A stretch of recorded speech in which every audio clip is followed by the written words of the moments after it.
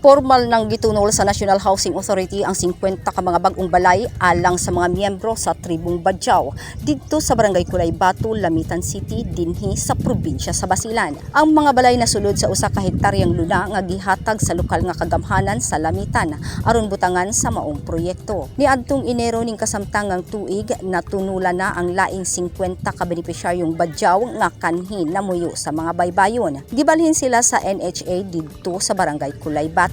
Og kagahapon, Setyembre 8, 2022, gitunol na kanila ang 50 ka housing units. Nakumpleto na kagahapon ang pag-turnover og 100 ka housing units nga nagkantidad og 19,971,198.65 pesos nga nahatag sa National Housing Authority. Mitambong si NHA Zamboanga Peninsula Acting Regional Manager Al Khwarizmi Indanan, NHA Zamboanga District OIC nga si Attorney John Louie Rebullios, NHA Principal Engineers Riniboy Ventolero og Sajid Ryan Tuldan. Samtang ang lokal nga panggambahanan gipangunahan ni Lamitan City Mayor Forigay og NCIP Admin Officer Andin Jamjerun. Ang pagtukod og pabalay alang sa tribo gisugdan ni kanhing President Rodrigo Duterte aron matubag ang panginahanglanon sa pabahay labi na kay wala sa posisyon ang tribo nga makatukod sa ilang kaugalingong panimalay. Ang NHA housing alang sa tribo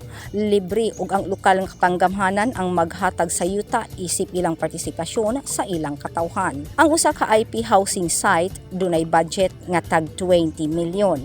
Apan sagad mo ubos kini tungod kay ipaagi pa kini og bidding ug ang lowest bidder ang makakuha sa proyekto.